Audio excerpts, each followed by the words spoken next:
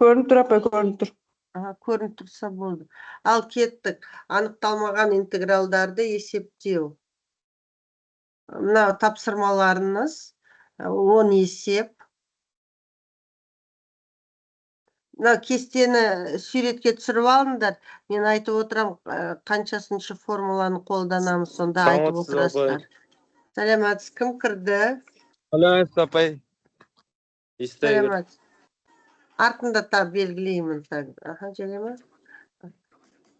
Кеттік. Мынау дәрежелі функцияның интегралы, мынау интеграл ду бөлу у, натурал логарифм модуль бойынша болады. Үшінші еу дәрежесінде ду, еу дәрежесі болады. Мынау көрсеткіш функцияның интегралы синус у ду-ның интегралы минус косинус у болады. Алтыншы формула интеграл косинус у ду синус у болады плюс с. Жетінші интеграл ду бөлінген косинус квадрат у тангенс у. Сегізінші интеграл ду синус квадрат у тең минус котангенс у плюс с. Тоғызыншы интеграл тангенс у ду минус натурал логарифм косинус у болады плюс с. Интеграл котангенс у ду интегралы тең натурал логарифм синус у. 11-ші, қараңыздар. 11-ші, 13-ші формула құсайды, айырмашылығы тамбасында. Енді қараңыздар, 11-ші ду бөлінген у квадрат плюс а квадрат тең 1 бөлінген а, арктангенс у бөлінген а плюс с. 12-ші интеграл ду түбірасты а квадрат минус у квадрат тең арк синус у бөлінген а плюс с. 13-ші ду бөлінген а квадрат минус у квадрат тең 1 бөлінген 2а ln и қатынасы модуль бойынша у минус а, у плюс а плюс с. 13-ші формуланы қалай атайды еске сақтау үшін білесіздер ме? Биік логарифм дейді.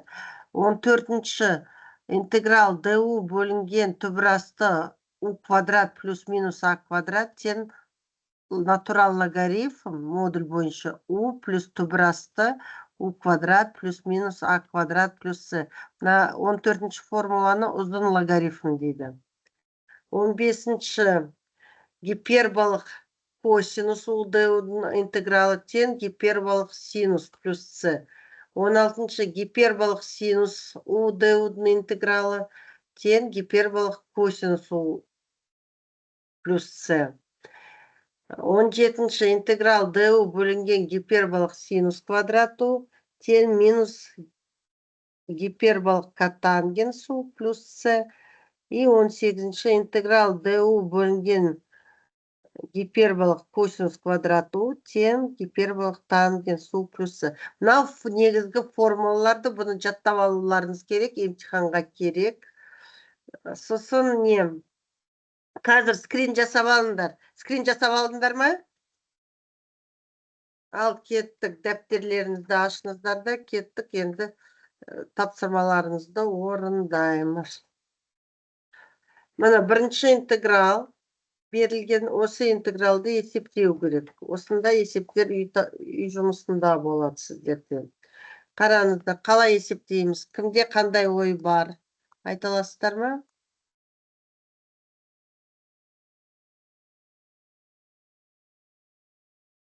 Балалар, жай отырмаймыз, сөйлейміз. Мынау интеграл есептеу үшін екі интегралға бөліп жібереміз. Алымын бөлеміз бөліміне, жеке-жеке шығарамыз. Интеграл болады. dx бөлінген 4x квадрат минус 1. 4x квадрат минус 1. Мұнда 1 тұр, 1 dx-ның алдында жазбаса да болады. Вот, екінші интеграл минус мында 3х деп жазылып тұр. Алында 3х деп жазамыз. 3х бөлімінде 4х квадрат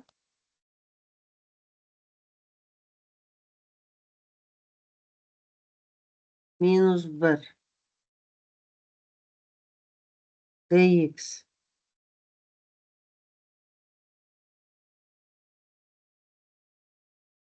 Енді ары қарай мынау формулаларды келтіреміз кестелікке. Мынаны бірінші интегралды формула бойынша кестелікке келтіреміз.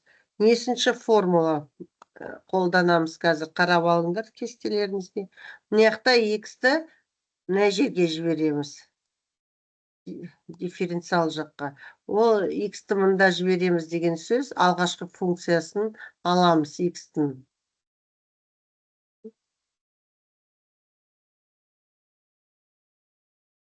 Ал мына бірінші формуланы кестелік түрге келтіреміз.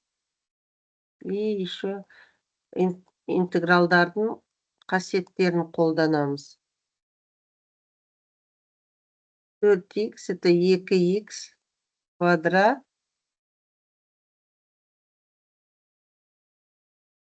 минус 1 квадрат дей салайық.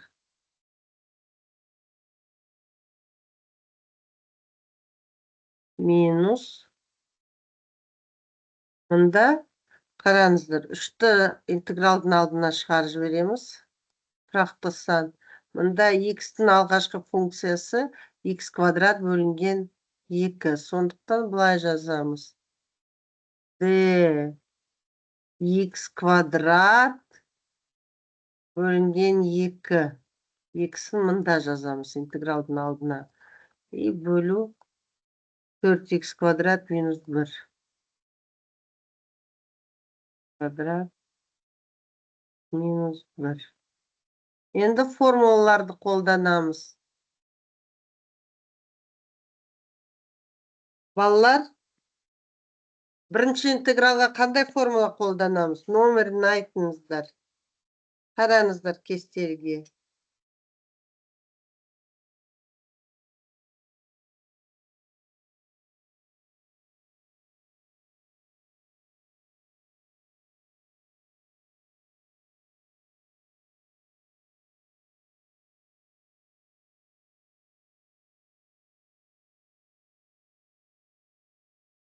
Неғып үндемей отырсыздар?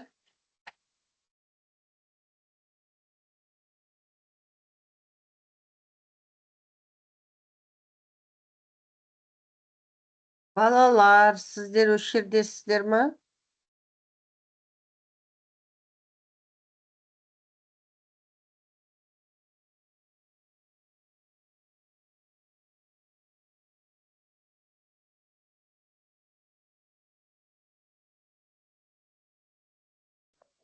Апай, іздеп отырмыз.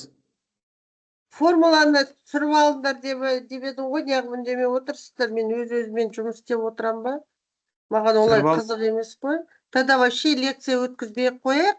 Құр ана өздерің кітаптан оқып аласыздар. Солай керек па сіздерге? Алдыңғы слайдты не қыламыз ба? Түсіріп алдыңдар ба? Или қайтарайын ба? Скриншот жасап алдық, апай.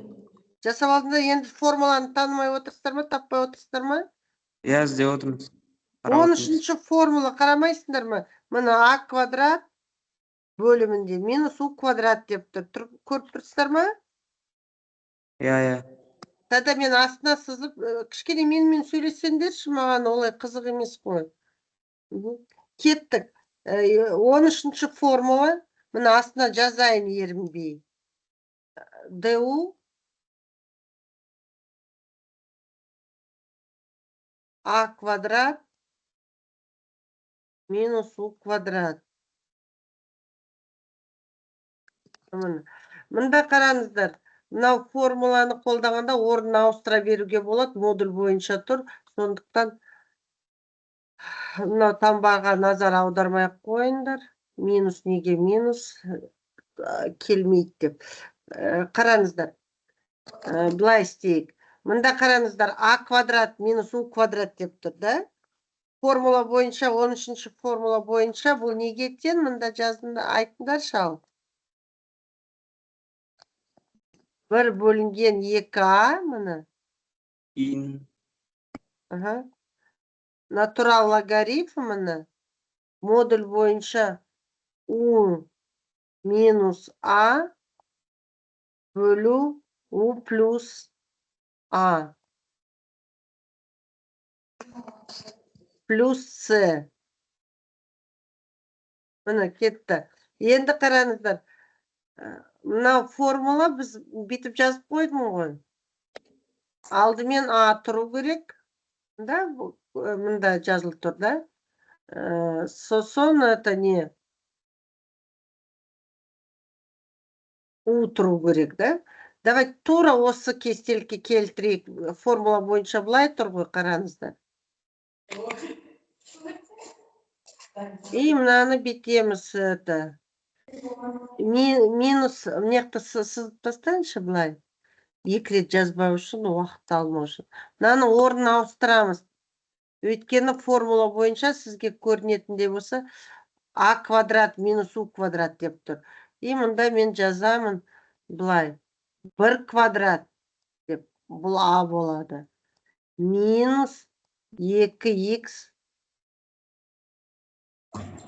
квадрат деп жазам. 2х квадрат. Бірақ мында орын ауысқанда, мында таңбасы алдына түседі, минус деп. Минус деп қоямын. Минус. Енді формуланы қолданамыз. И сосын мынау қасиетті қолданамыз. Мында 2х деп тұр ғой. Бізде мынаяқта 1х. Мынандай не бар? Қасиеті формуласы ма? Қараңыздар. Интеграл f от x кішкентай dx тең f үлкен f от x плюс c. Алғашқы функциясы мына f от x. Енді интеграл на x-ның орнында өрнек тұрса да, сызықтық ax плюс b dx.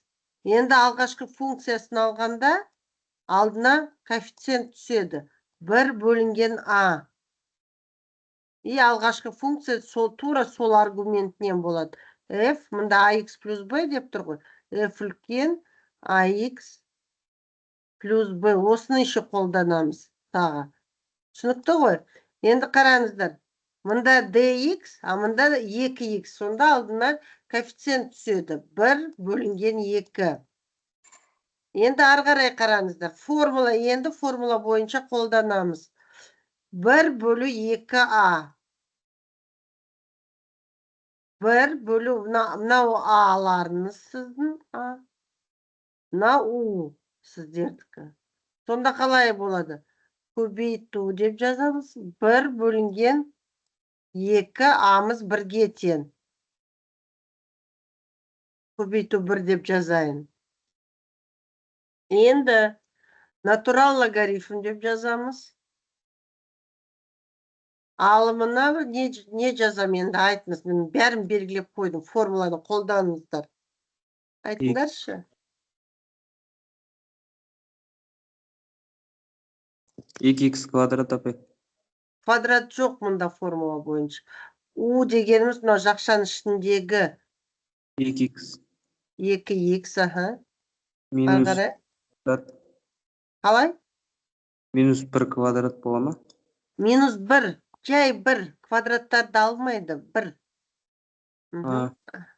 Тура осы 2х плюс 1, да? Түсінікті ғой, да? Түсінікті. Енді мынау формуланы неге тең? Қараңыздар. 3 бөлу 2. Вот енді формулаларға қараңдаршы. Қай формуламен қолданамыз? Кестелеріңізге қараңыздар. Мынау қараңыздар. X квадрат деген сіздікі U деген сөз. Қай формуламен қолданамыз? бір ма апай, бір ғой деймін. Ол бірінші формула, ол қандай формула?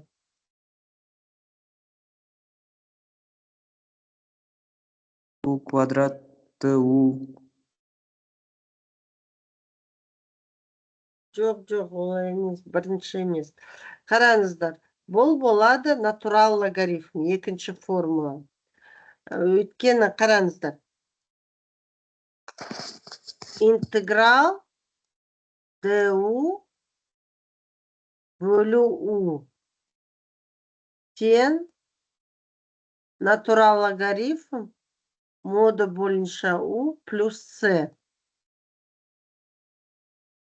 Міне қараңыздар, x квадрат бірдей. Да? Минус 1, плюс 1 ол іштеме қылмайды. Вот мынау формуланы, қазір формуланы көп қып жазып берем. Қараңыздар. Мына жақта мынаны өшіремін, өшірмей қояйын ба? Өшірмеймін. Былай істейміз. Қазір қай жеріне жазайын деп ойлап тұрмын. Міне қараңыздар, үстіне жаза берейінші мында. Қараңыздар. Былай. Интеграл du бөлінген u ғой, да? На x квадрат бірдей, знаем. Сонда мынау формула болады. Бірақ алдында 4 тұр. 4 коэффициент. Да? Сонда біз оның мынау формуланы қолданамыз. 1 бөлу a. Бізде болады 1 бөлу 4. Значит, көбейту 1 бөлу 4. Интегралдардың қасиеттері бойынша. Мұнда жай u тұрған жоқ қой, алдында 4 деген коэффициент тұр. Сондықтан 1 бөлу 4 дейсіздер. Көбейту натурал логарифм x квадрат бірдей плюс минус оған кедергі жасамайды. Модуль бойынша 4x квадрат минус 1 плюс c. Енді кетті. Минус 1 бөлінген 4. Натурал логарифм.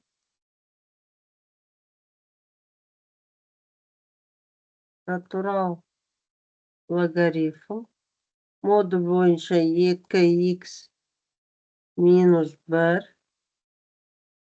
2x плюс 1. Минус 3 бөлінген 8.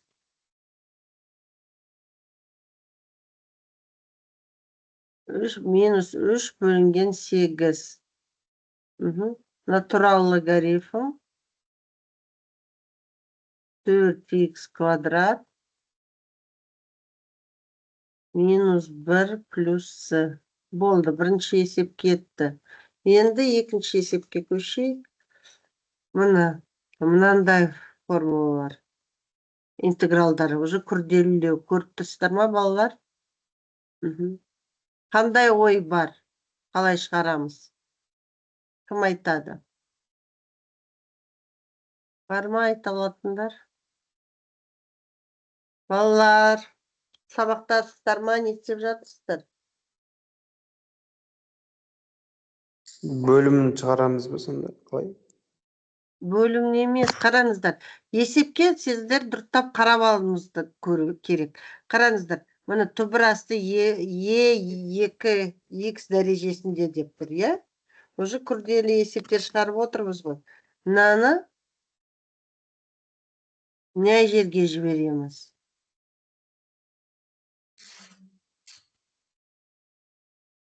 Көріп тұрсыздар ма?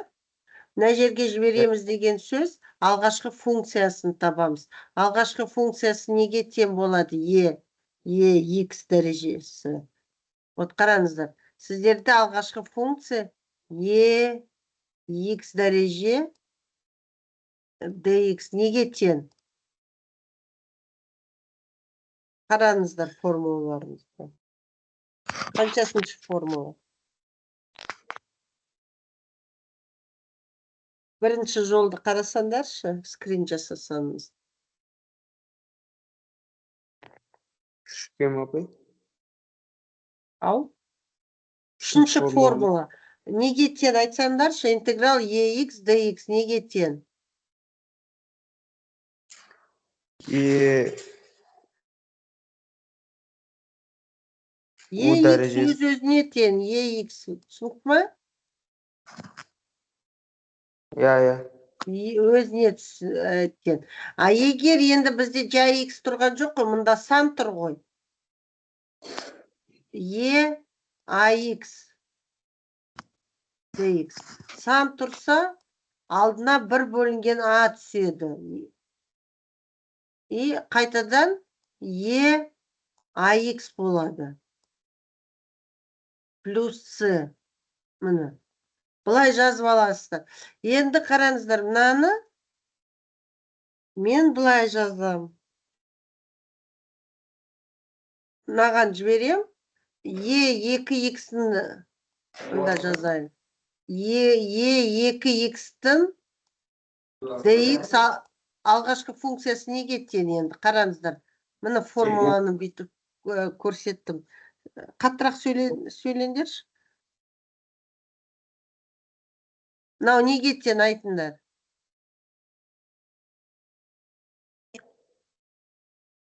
Интеграл e2x дәрежесінде dx. Мына жақта жазып қойдым формуланы. Қараңдар. Осыған қарап, неге теңін айтыңдар. А-ның орнында 2 тұр. Сонымен неге тең?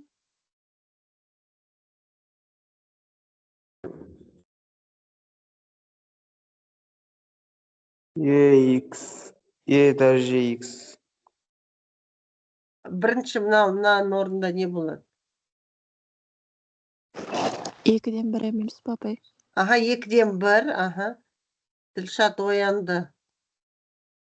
Ділшат па? 2-ден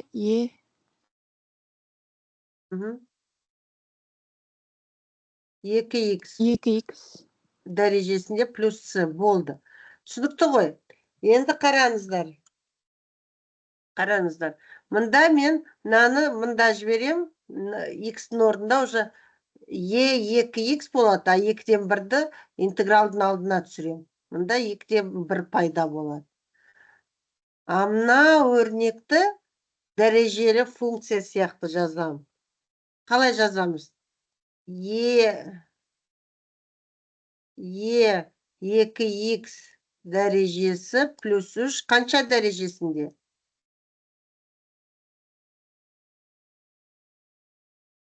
Түбірасты.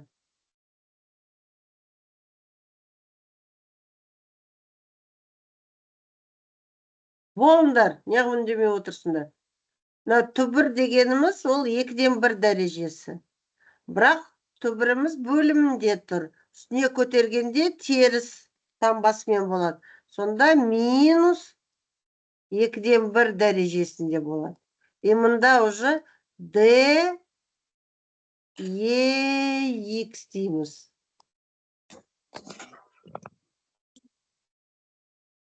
Түсінікті ма балалар мына жер?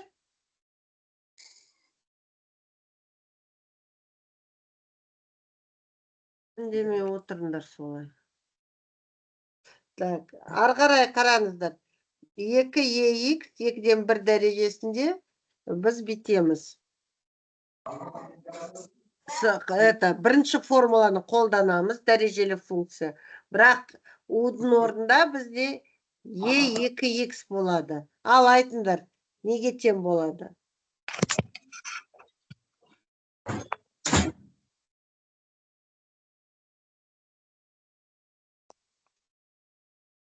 Екіден 1. Бірінші формуланы қолданамыз. Дәрежелі функцияның интегралы. UN мынау сияқты. DU. Сонда UN плюс 1 дәрежесінде бөлу n плюс 1 плюс c.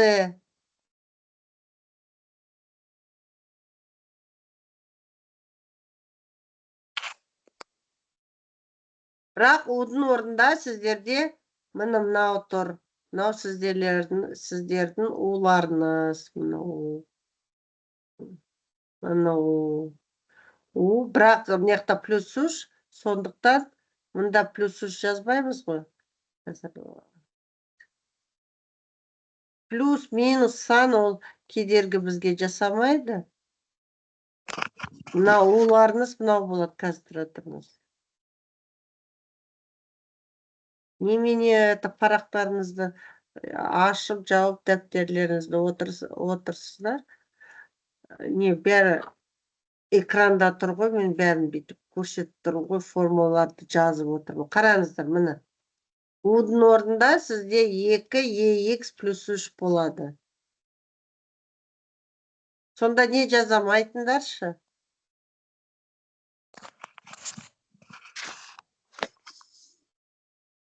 E2x плюс 3. Қаттырақ кім? Қазытай ма сөйлеп жатқан дастан? Жоқ, Өнербай. Өнербай? Иә. Атыңыз қалай? Ескендір. Ескендір, аха. Ал, тыңдап тұрмын, қаттырақ сөйлесе, естілмей тұр ғой. Ал, айтыңдар. Бәрін айтып бердім ғой енді. Удың орнына e2x плюс 3 деп жазасыздар. Міне қараңыздар. e2x плюс 3. Е? Енді қараңыздар. Минус 2-ден 1 плюс 1 формула бойынша. n плюс 1. n сіздерде минус 2-ден 1. Минус 2-ден 1 плюс 1 ол плюс 2-ден 1 болады. И бөлеміз тура сол дәрежесіне. Плюс c деп жазамыз. Міне 2-ден 1 қысқарады. Сонда болады.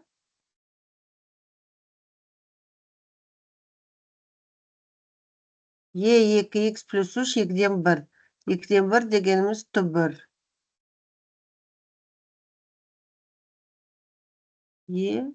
e2x плюс 3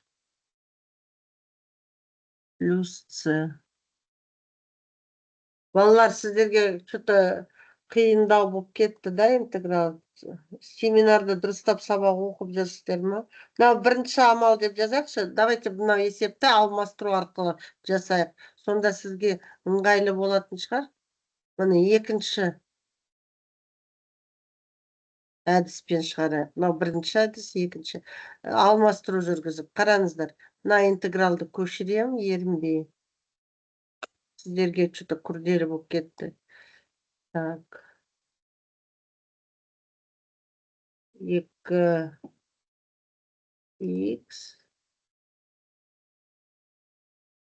түбір асты 2x дәрежесінде плюс 3 дейік. dx. Мұны бұлай алмастыру жүргізіп көрейік.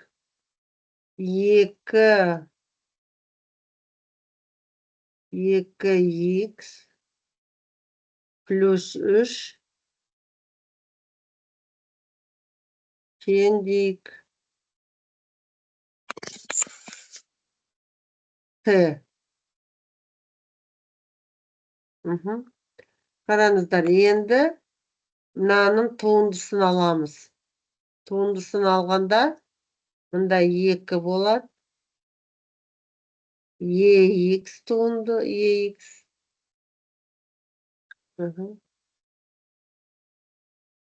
dx дейсіңдер. Тең тен туындысы 1 болады ғой, dt дейсіздер. Енді қараңыздар, арғарай түсіндірем. Бізде мұнда формула бойынша былай тұр. ex dx. Мына қазір алмастыру жүргіземіз ғой. Мына 2 кереу жоқ бізде. Сондықтан EX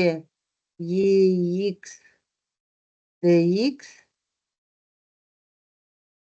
тең DT бөлу 2 дейміз.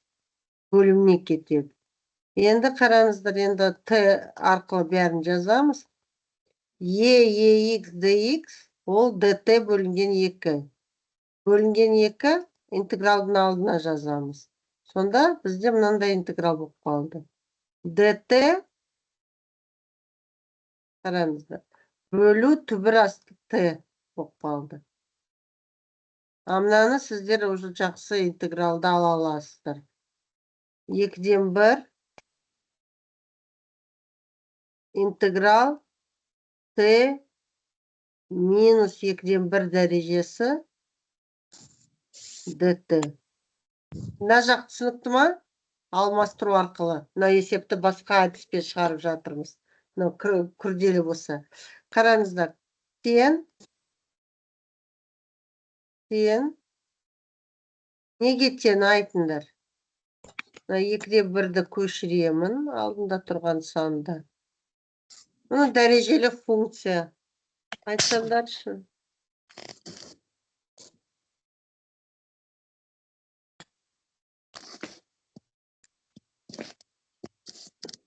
Дәрежелі функция мұны экранның оң жағында жазылып тұр. Түнгі бұрышында. Удың орында Т тұр. Қанша болады? Күтіп отырмын, мен отыра берем. Ары қарай шығармайын.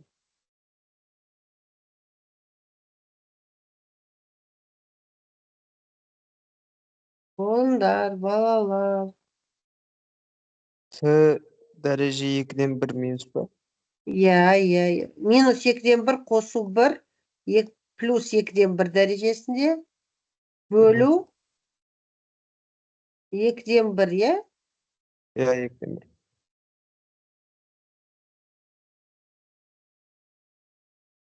1. Жазғызбай жат. Қазір тұра тұрмыз. Кім кетті?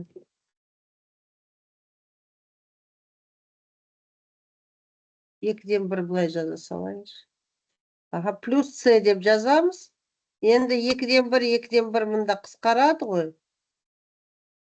Мында Т 2-ден 1 болады. Түбір асты Т плюс С болады. А Т-мыз неге тең бізде? Т-мыз мынаған тең. Қоя саласыздар.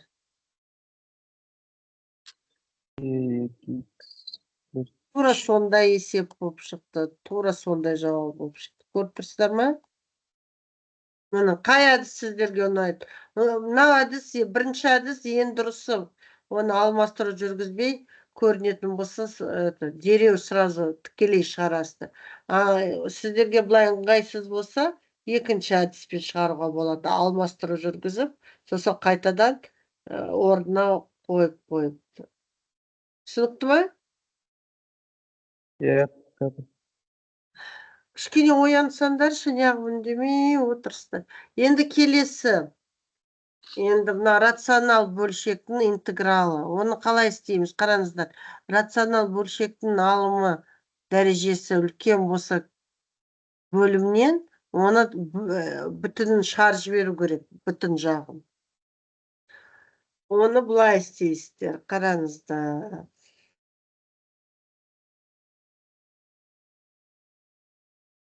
Бөлімне қарайсыздар. Мынау үлкен. X куб плюс 1-ді не қыламыз? Бөліп жіберуіміз керек.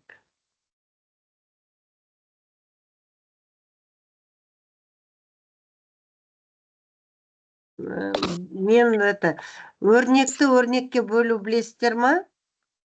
Бөлшек ретінде. Мынаны есептеу үшін былай істейсіздер. Мына оң жағына жазайын мұнда. Былай.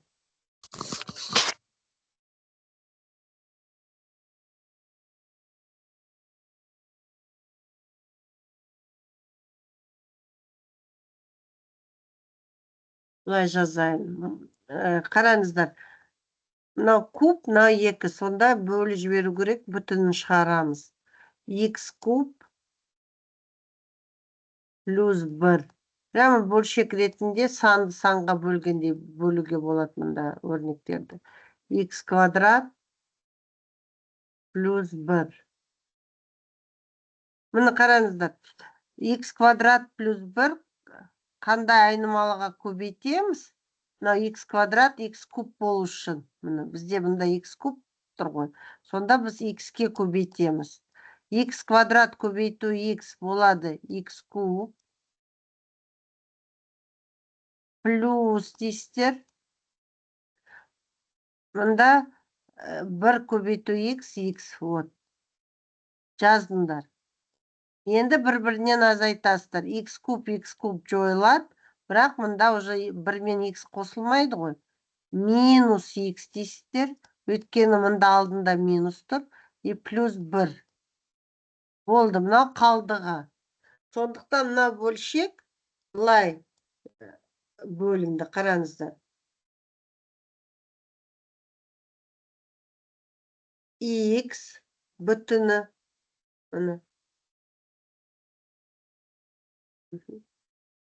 Мында плюс қалдығын үстіне жазасыздар. Минус x плюс 1. Мында x квадрат плюс 1 болады. Өшіріңіз, кім қосып қойдыңыз?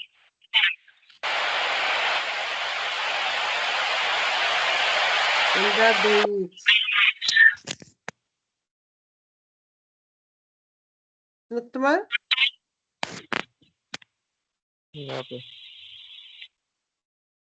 Енді ары қарай интегралдарды жеке-жеке шығарамыз.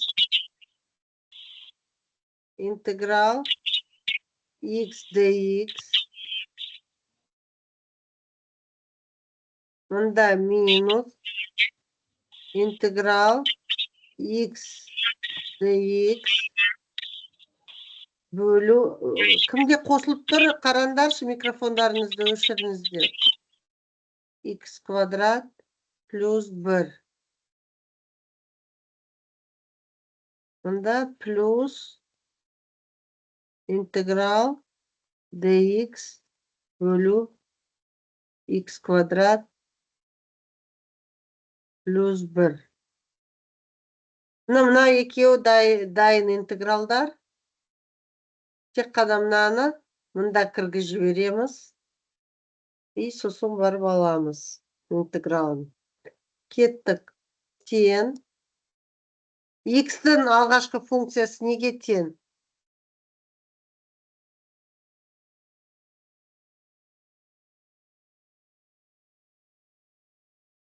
Балалар, интеграл x-тің алғашқы функциясы неге тең?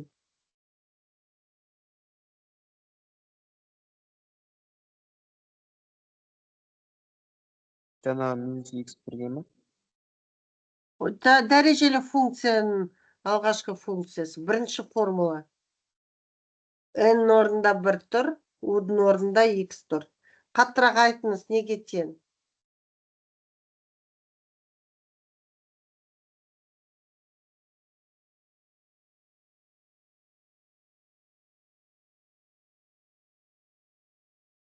Болыңдар, неғып үндемей отырсыздар.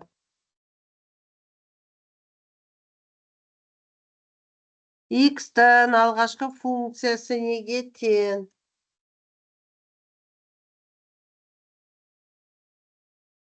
U-дің орнында не тұр? Квадрат бөлінген 2 ма? Иә, x квадрат бөлінген 2. Екінші интегралды пока біз аламаймыз. Мына x-ті мында жібереміз. Ол x квадрат бөлінген 2 болады. Түсінікті ме? Алғашқы функциясы. Интеграл мында dx квадрат болады. И x квадрат плюс 1 болады мында. X квадрат плюс 1. Енді үшінші интеграл неге тең болады? Қай формуланы қолданасыздар?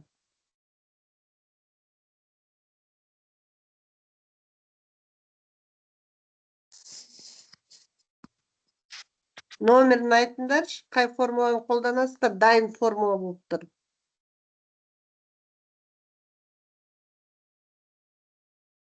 Қараңыздар формулаларыңызға.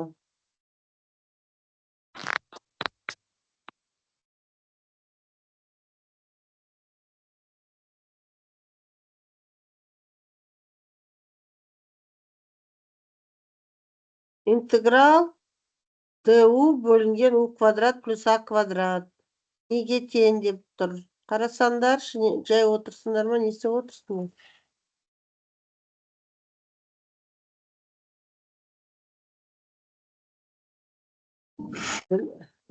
Ділшат, тыңдап тұрмын сізді. 1 или 4 апай. Ал? 1 ма или 4 па екеуінің бір өзіне келеді да. 11-ші формула. Қараңыздаршы, x-ті айтып отыр ғой, dx бөлінген x квадрат плюс 1. У-дің орнында x болады, а-ның орнында 1 болады. Сонда қалай болады? Формуланы қолданып айтыңыздар, жай отырмаңыздар.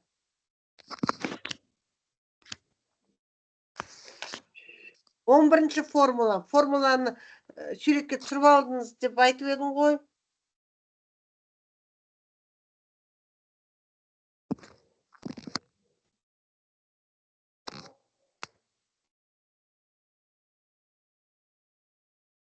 Ой, сендер мен не істеймін? Сендер вообще оқымайсыңдар ғой деймін. Уже нервімді ұстатып жатырсыңдар. Міне жазып, мына 10 жақтағы бұрышқа жазам жоғары. ду бөлу у квадрат плюс а. У квадрат плюс а. Тең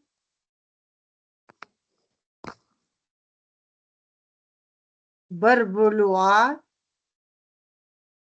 арктангенс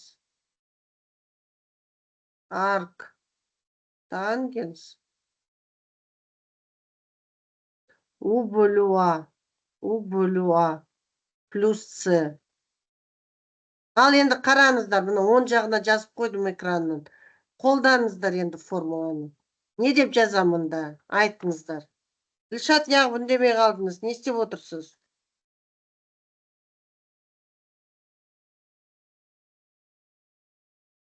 Болыңдар. Міне формулаларыңыз жазылып тұр.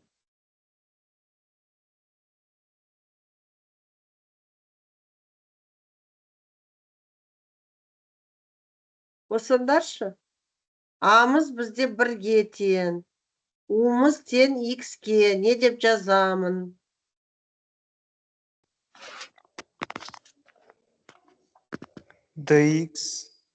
dx болмайды, міне 1 бөлу а. Міне дайын формула, қараңыздар. 1 болады, я? 1 бөлу а, 1 болады. Арктангенс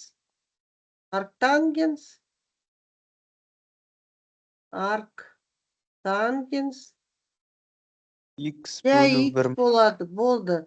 X бөлу 1 деп жазбаймыз ғой, x. Арктангенс x болады. Оп-онай формула. Сіздер не кетті? Плюс с деп жазасыздар, болды. Енді, мынау қалды алынбаған. Мынау қазір ғана логарифм бойынша шығады, ол логарифм болады. X квадрат бөлінген 2 минус 2-ден 1 натурал логарифм x квадрат. Модульді жазбаса болады, өйткені мұнда теріс сан бәрібір болмайды, жақшаға жазасыздар. Плюс 1 плюс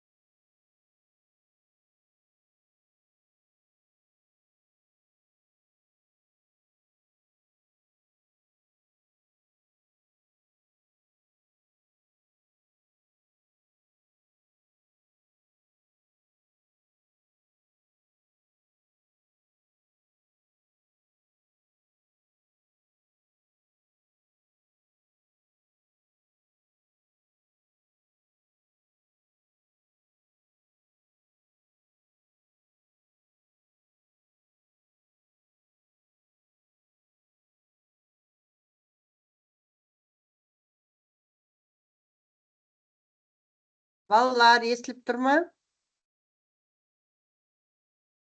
Иә, апай. Менде интернетке не қалды? Басқа интернетке қосылдым. Слайд шоу с текущего слайда. Кеттік ары қарай жарайды. Өзім шығара берейінші қазір. Келесі есеп.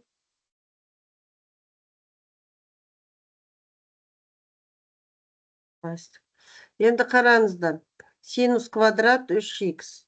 Бұны қалай есептейміз? Синус квадрат плюс х. Бұны кестелік емес, кестелікке келтіру үшін синус квадратты дәрежесін төмендету формуласы бар. Қараңыздар. Синус квадрат альфа тең 1 минус косинус 2 альфа бөлінген 2. Енді бізде синус квадрат қой. Мысалы, сіздерде косинус квадрат болса, екінші формуланы жазып кетейін. Косинус квадрат альфа болса, ол болады тура осындай өрнек, бірақ басып плюс болады мұнда. Плюс 1 плюс косинус 2 альфа бөлінген 2. Ал кеттік. Енді мұнда бізде синус квадрат. Не деп жазам енді айтыңдаршы? Интеграл. Альфаның орнында сіздерде тұр 3х. Бізде екеселеу керек. 1 минус косинус 6х. Бөлу 2 алдына жазам. 2-ден 1 қып. dx. Енді интегралды аласыздар. 1-дің интегралы неге тең?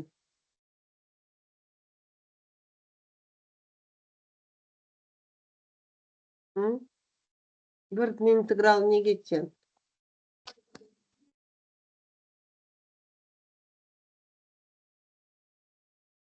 1 дегеніміз қай функцияның Х-қа тең, туындысы? апай. Не дедіңіз? Х. Х-ке, иә. 2-ден 1 х деп жазамыз. Алдында коэффициент тұр ғой. Косинустың алғашқы функциясы неге тең?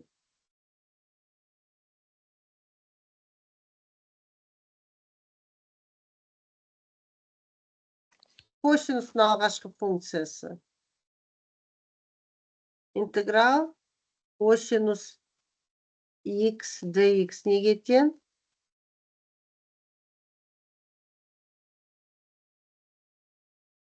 Минус синус х плюс с. Бүйтіп жазамыз. Сонда мұнда 2-ден 1, иә? А бізде жай х тұрған жоқ қой, альфа тұр ғой. Сонда 1/6 еще алдына қосылады. 1/6 минус плюс болады мұнда. Синус 6х. Синус 6х болады. Плюс с.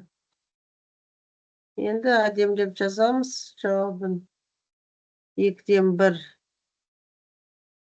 х плюс 1 бөлінген 12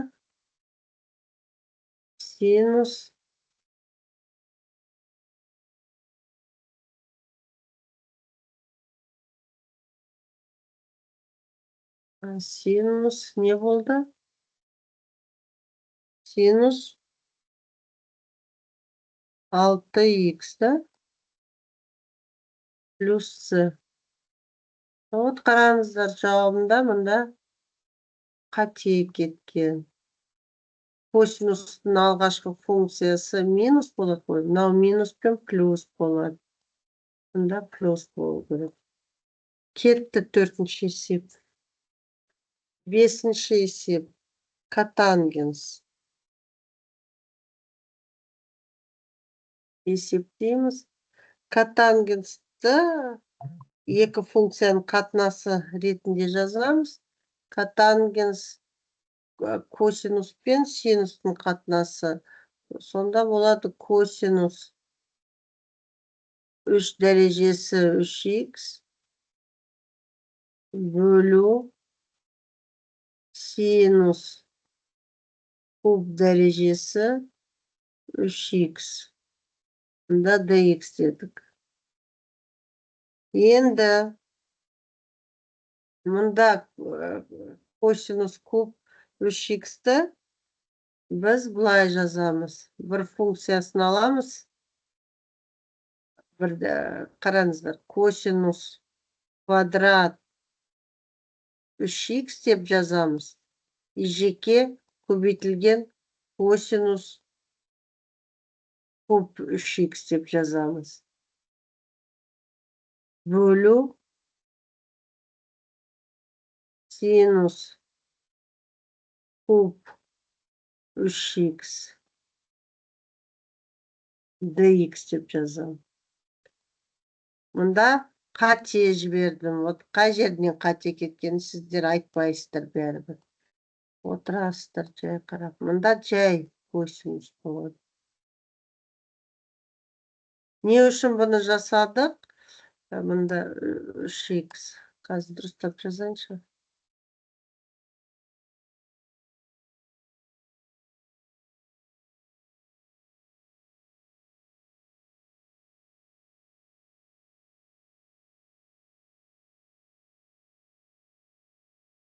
Қараңыздар. Мұнда косинус 3х-ті біз мұнда жібереміз. Мұнда жібереміз дегеніміз косинус 3х-тің алғашқы функциясын табамыз. Ал кеттік. Бізде болады интеграл. Мұнда косинус квадрат 3х бөлу. Мұнда 3х-ті ұмытып кеттім. Бөлу синус куб 3х. Енді мұнда жібердік. Алғашқы функциясы косинустың минус синус 3х.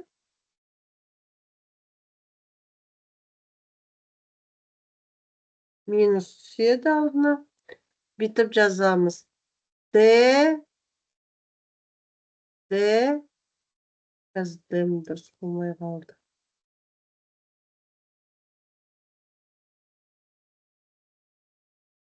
Д. Синус 3х. Бірақ минус болады ғой алғашқы функция. Мұнда минус түседі. И бізде жай х емес 3. 3 болғасан 3-тен 1 болады. Или немесе 1 бөлінген 3. Енді қараңыздар. Бізде мынау синус, мынау косинус. Бір функцияға келтіруіміз керек. Косинус квадрат 3х синус арқылы жазуға болады. Ол бір азайтылған синус квадрат 3х. Енді не болды бізде? Бітіп жазамыз енді. Минус 3-тен 1.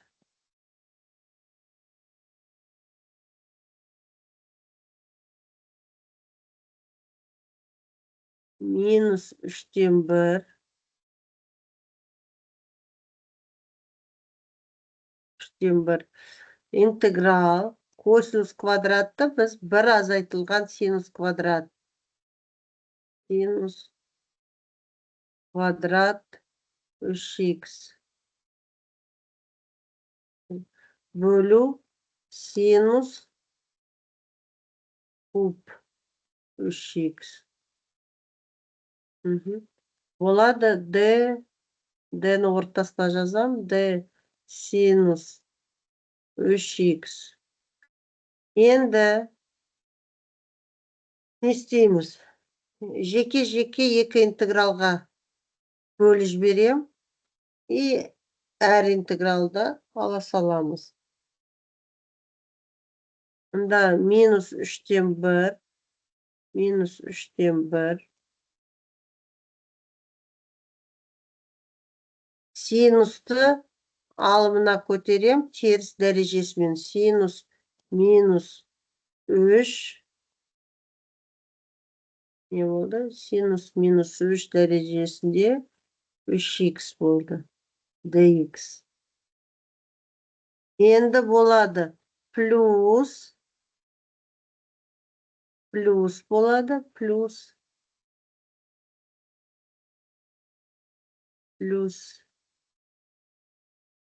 3'тен 1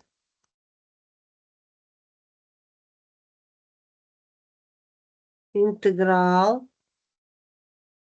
синус квадрат 3х бөлу синус куб 3х, иә? Дәрежесі бөлімінде үлкен, сондықтан мынау қысқарады. Болады d синус 3х бөлу синус 3х.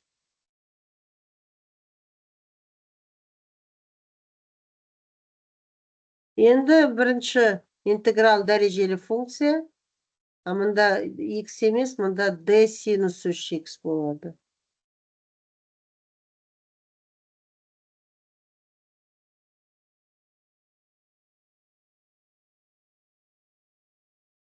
d синус 3х. Так, не болады енді? Минус 3'тен 1 синус минус 3х это синус квадрат, да? Сонда болады синус минус 3 плюс 1 минус 2 болған. Синус минус 2 3х бөлу минус 2ге. Минус 2ге. Қараңыздар, ары қарай кеттік. Мынау болады екінші интеграл. 3'тен 1 натурал логарифм модуль бойынша синус 3х. Модуль жабамыз плюс с деп жазамыз. Енді әдемілеп жазамыз. Тен минус минус плюс болады. 6'тан 1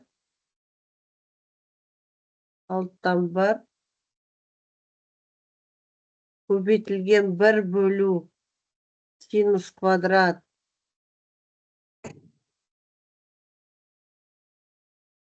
3х. И мында 3'тен 1 қалдырамыз. Плюс 3'тен 1 натурал логарифм синус 3х плюс с. Мында плюс болады. Қараңыздар. 1 бөлінген синус квадрат 3х ол не ғой тригонометриялық формула, ол тең неге білесіздер ма? 1 бөлу синус квадрат.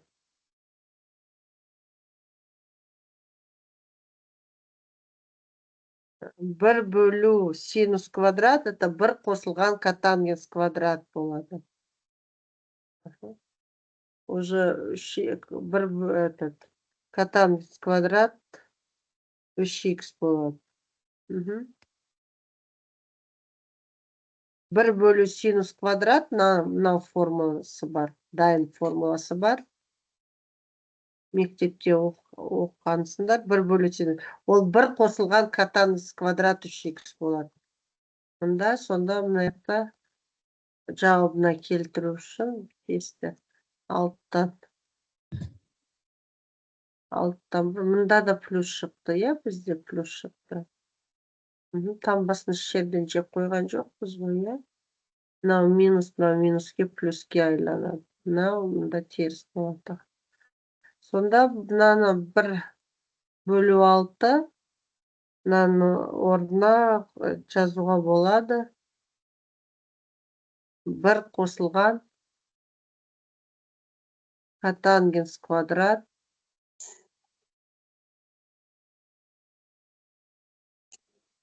үш х. И плюс мынаны жауабына келтірсең. Бірақ былай да қалдыра салса болады. Плюс мында 3/1 натурал логарифм синус 3х плюс с болды. 5-ші есеп кетті. Бізде 10 есеп. Уақытымыз қанша? 11:20-ға дейін уақыт бар. Максимально. Енді келесі есеп. Это интеграл косинус 2х бөлу синус куб. Синус 4 дәрежесі 2х. 6-шы есеп. Бұл қиын емес. Мұнда қараңыздар. Синус тұр, мұнда косинус бірінші дәрежесінде. Мынаның алғашқы функциясын мұнда жібереміз. И былай шығарамыз, қараңыздар. Косинустың алғашқы функциясы минус синус болады, я?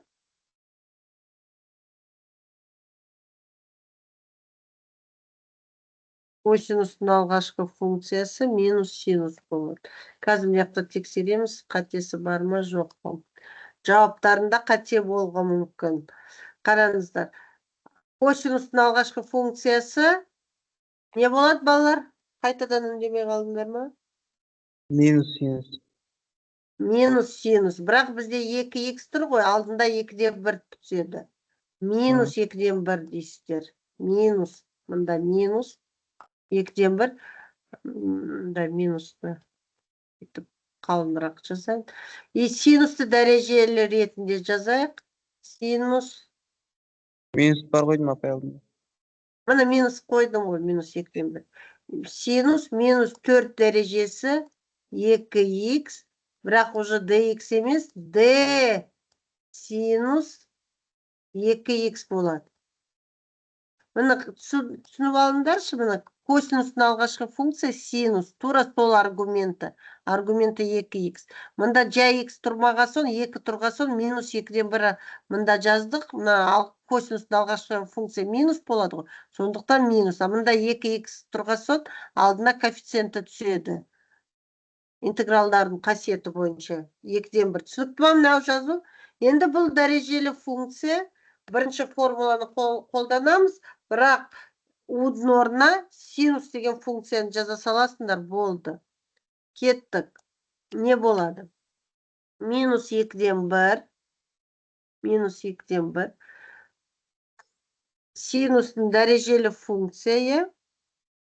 Не болады? Мұнда плюс болады жауап. Не болады? Айтыңдаршы. Синус қанша дәрежесінде? Пока 2х жаза салайын. И бөлу сол дәрежесінде. Минус 4 қосу 1 қанша болады? Минус 4 қосу 1. Минус 3 бола ма апай? Я, минус 3. И тура сол дәрежесіне бөлеміз. Минус 3. Плюссы жазып отырамыз. И тем болады. Тем болады. Мына минус плюс болады ғой. 6-тан 1. Синусты төмен түсіресіздер. Синус 3 дәрежесі 2х. Плюссы болды. Сонымен болды. Плюссы. Келесі есеп кеттік. Келесі есеп 7-ші, я? 7-ші есеп кішкене күрделілеу. Мұны рационал бөлшек. Алымында 1 тұр. Бөлімінде квадраттық өрнек тұр. Мынау квадраттық өрнек бізде қалай шығарамыз? Бітеміз. Қараңыздар.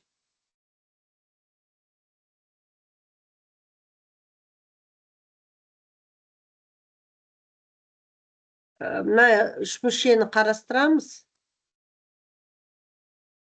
Тең 0-ге деп жазайық. Мына қараңыздар, x-ның орнына -1 қойсам,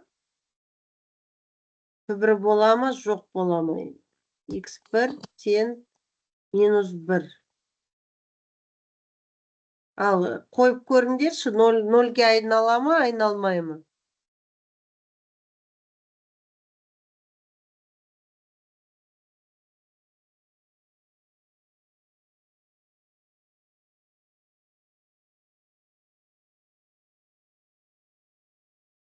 Естімей тұрмын, неғып отырсыздар? 0-ге айналмайды, я? Мына қараңыздар. X-ның орнына -1 қойсаңдар, мында -1-дің квадраты 1 болады ғой. Екі жердегі 1-ін 2 болады, -1 қойсаңдар. Енді қараңыздар, -1-ді қойсаңдар +3 болады ғой, -2. Сонда 3-ке тең болады. Сонда мынау түбірі болмайды. Енді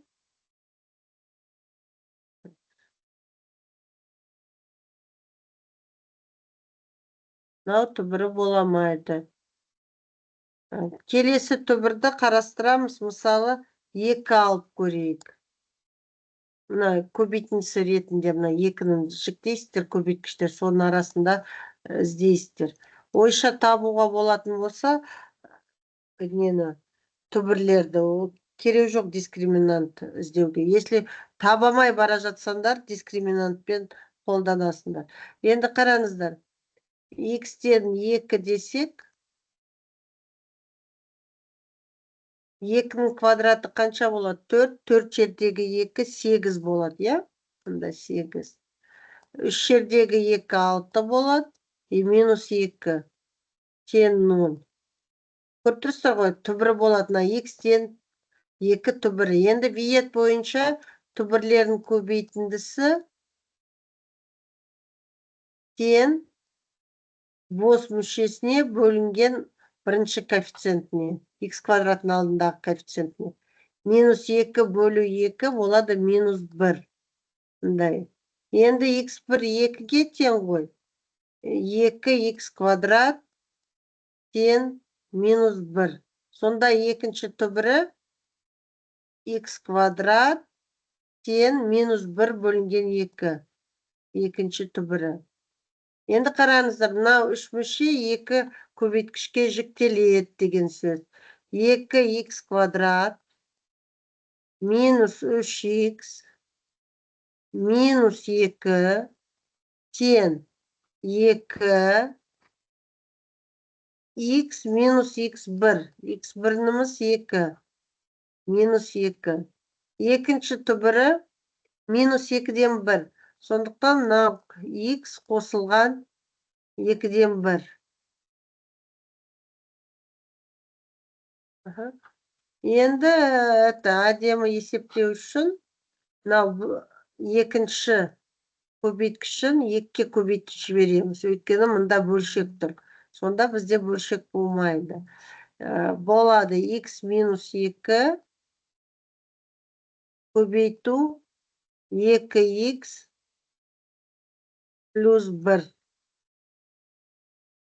2x плюс 1. Енді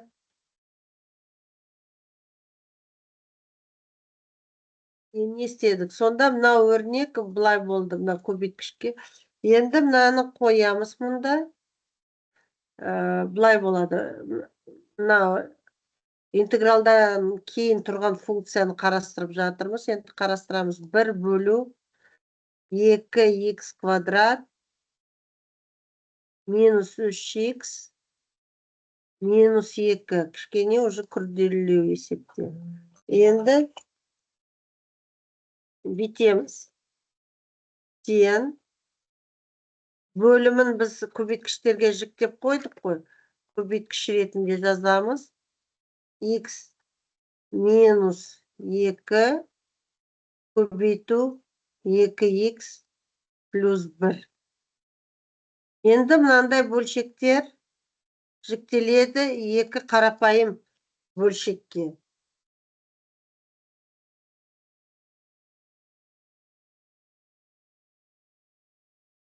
Ол қандай қарапайым бөлшекке жіктеледі? Қазір көрсетем.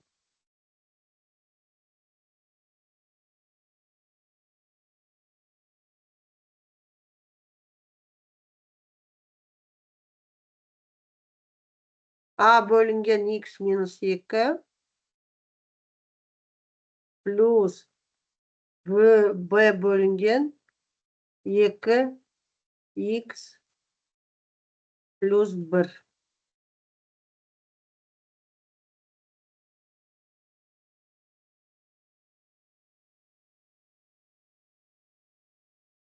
Пока интегралды біз есептей алмаймыз, оны мына екі көбейткішке жіктедік. Бізге енді біздің мақсатымыз А мен Б-ні табу. Оны қалай табамыз? Мынаны ортақ бөліміне келтірсек, мына екі бөлшекті, мынаның көбейткіші, бірінші бөлшектің көбейткіші 2x плюс 1 болады ғой. 2x плюс 1. Екінші бөлшектің көбейткіші x минус 2. И былай жазамыз. А көбейтілген 2x плюс 1 плюс b көбейтілген x минус 2. Тен, мұнда не, алымында не жазылып тұр, соған тен дейсіздер. Мұнда 1 болып тұр. Тен 1-ге. Енді қараңыздар. Мынанда есеп шығару үшін x-дің орнына мән бересіздер. И А мен Б-ні таба саласыздар. X-дің орнына 2 берем. Өйткені 2 қойсам, Б жойылып кетеді. X-тен 2 дейсіздер. 2 көбейту 2 4 болады. 4 қосу 1 5 болады. Мұнда жазам 5 А көбейтілген 5 деп жазам. Тен 1-ге. Сонда бірінші коэффициенті А тен 1 бөлінген 5 болады. 1 бөлінген 5. Жаздыңдар. Енді келесі Б-ні табу үшін бізге x-дің орнына мән беру керек. Минус 2-ден 1 береміз. Сонда мынау жойылып кетеді, мынау өрнек. И Б-ні таба саламыз. X-тен минус 2-ден 1 А жойылып кетеді. Мұнда минус 2-ден 1 минус 2. Минус 5-тен 2 болады. Сонда Б. Минус 5 бөлінген 2 Б тен 1 дейсіңдер. Тен 1. Енді мұнда Б болады тен. Бөлшек орынмен ауысады. И мұнда минус 2 бөлу 5 болады Б тен. Енді интегралды таба аламыз. Мына екі бөлшекке жіктелді. Қараңыздар. Интеграл деп жазамыз. Мынаны I деп белгілей салайықшы. Қазір.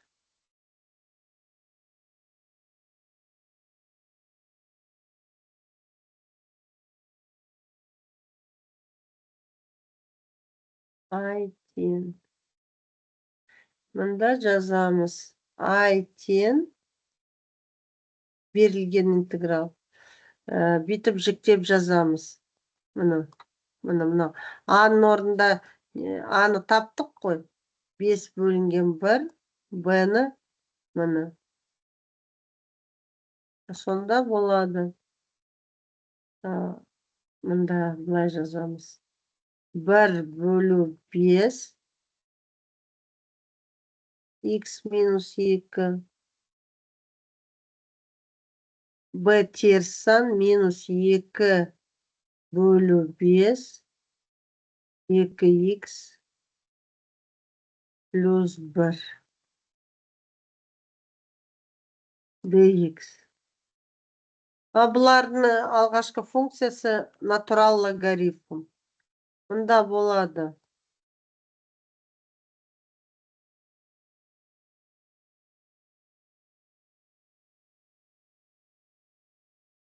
Мында қараңыздар, мына 2х, мында dx. Мына этот интеграл болады 5-тен 1 натурал логарифм x минус 2. Енді мынау бойынша қараңыздар. Мында болады минус 2-ден 5 қой. Еще бөлу 2, жай бізде x тұрған жоқ қой коэффициенті. Бөлу 2, 2 қысқарады. Сондықтан минус 5-тен 1 болады. Натурал логарифм 2х плюс 1 плюс c болды. Енді қараңыздар, 5-тен 1 бірдей коэффициенттері. 5-тен 1-ді алдына шығарып жіберсек болады. Натурал логарифмдердің алымы да айырымы тең болады аргументтердің қатынастарына. Сонда болады натурал логарифм модуль бойынша x минус 2 2х қосылған 1. Плюс c болды. Сонымен бітті мынау есеп. Келесі есеп 820. Былай түсіндіріп кетейін, уже былай айтпай-ақ қояйын сіздерді не үшін. Мында толық квадратын шығарасыздар. Толық квадрат дегеніміз былай ғой, мынандай түрге келтіресің. Мына 3 мүше ax квадрат плюс bx плюс c. Сіздер мынау түрге келтіресіздер, мысалы, тең a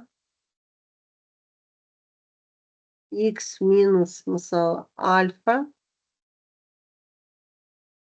квадрат, да, x минус альфа квадрат плюс бета деген түрге толық квадратын шығарасыздар.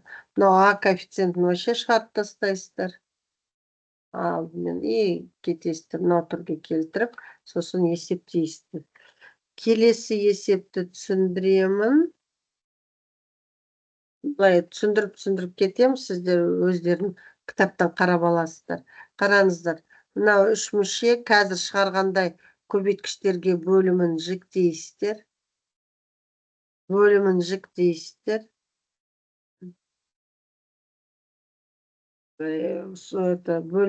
Бөлімдерін жіктегенде бұлай болады. Мында түбірі бұлай түсіндіріп кетем. 3 қосылған x минус 2х квадрат, кедергі жазап тұр. Минусты бұлай жазайық. 2х. Бұлай минусты шығарайық. Минусты шығарғанда мындай жарайды. 2х минус 1. Мында болады плюс 2х квадрат. Сосын плюс х. Плюс х емес минус х болады.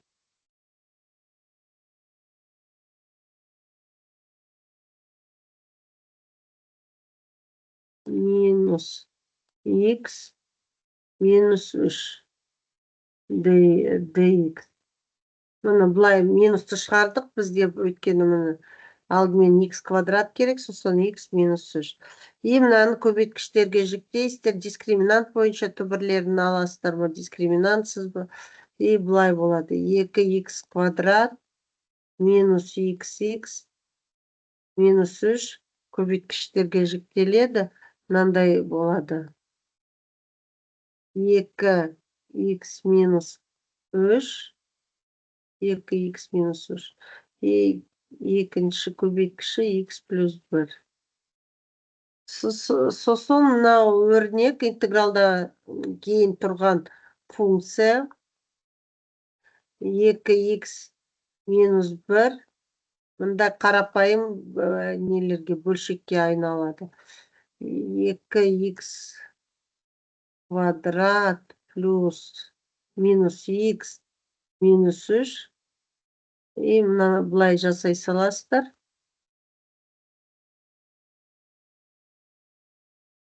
Жоқ, мынаны тағы былай жасайын.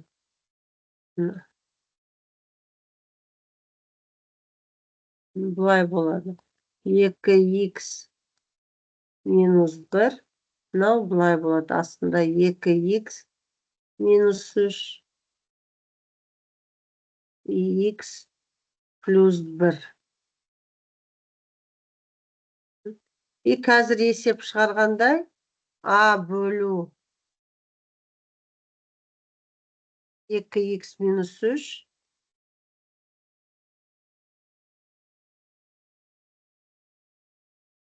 плюс b бөлу x плюс 1.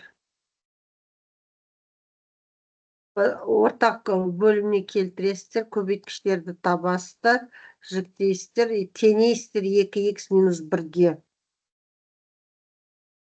Сонда сіздерде болады, қараңыздар.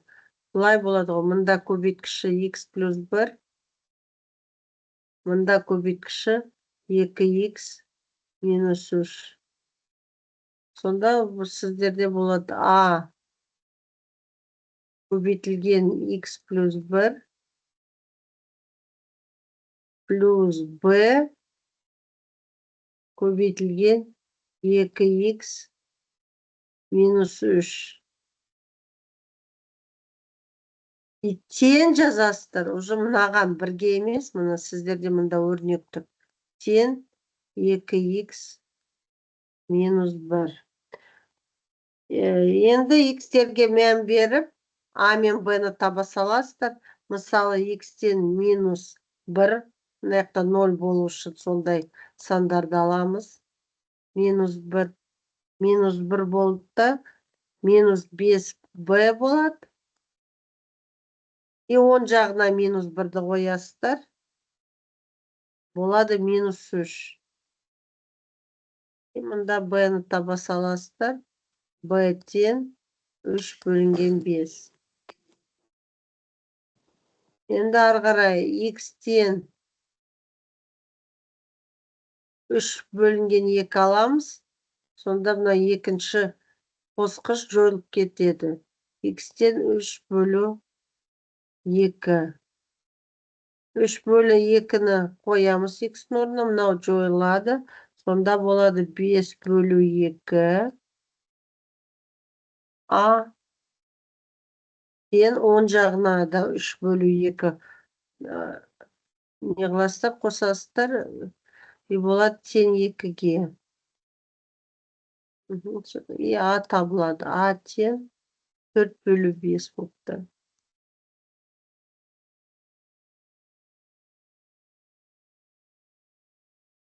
Сонымен болды. Енді ары қарай интегралды табамыз. Қазір осы есеп соңғы.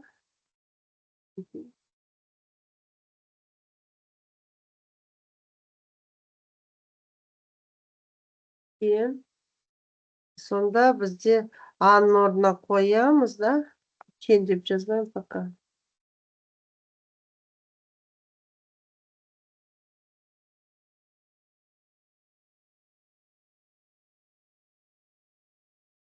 Мұны бүйтіп жазасыздар. Так.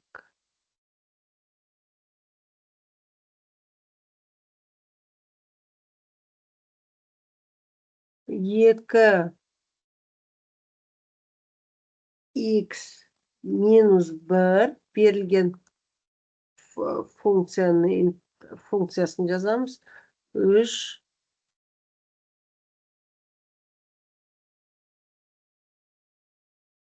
жоқ, біз минусты алдына шығардық қой.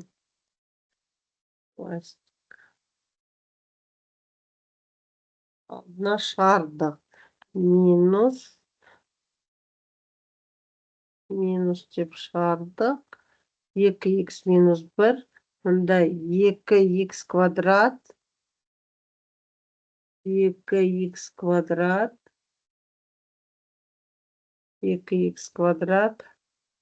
Минус x минус 3. Сонда сіздерде жіктелді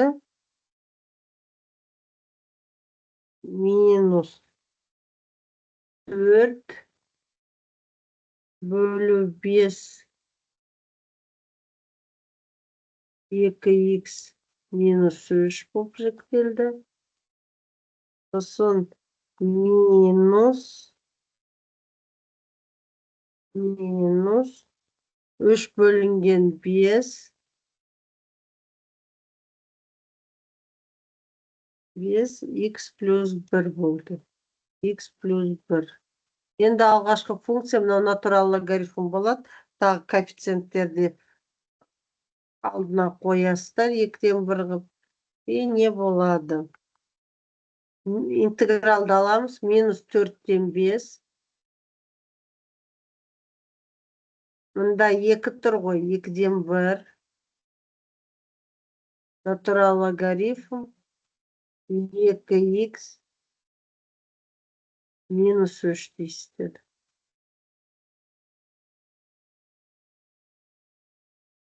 Модуль бойынша. Минус 3-ден 5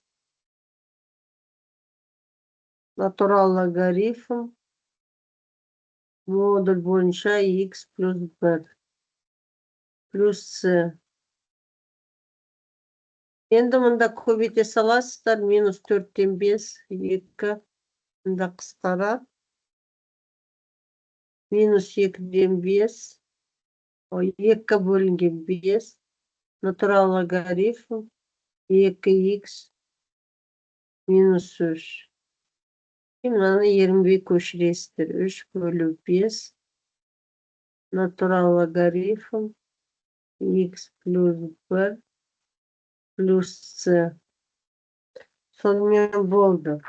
Енді это 10-шы есеп. Соңғы есеп. Сіздерде үй тапсырмаларда 10 есеп.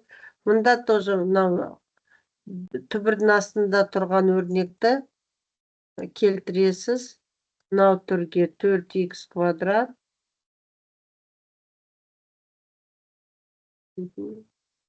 плюс 4х квадрат плюс х минус 5. Мынау түрге келтіресізді.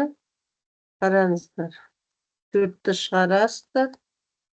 Мұнда х плюс альфа квадрат. Сіздерде альфаны тауып алуыңыз керек. Альфа в квадрате минус бета в квадрате. Мынау түрге келтіріп, сосын барып интегралдарды аласыздар. Оны кітаптың ішінде бәрі жазылып тұр. Дұрыстап оқып, дұрыстап қарастырыңдар. Сонымен болды бүгінге. Қазір мен записті тоқтатайын.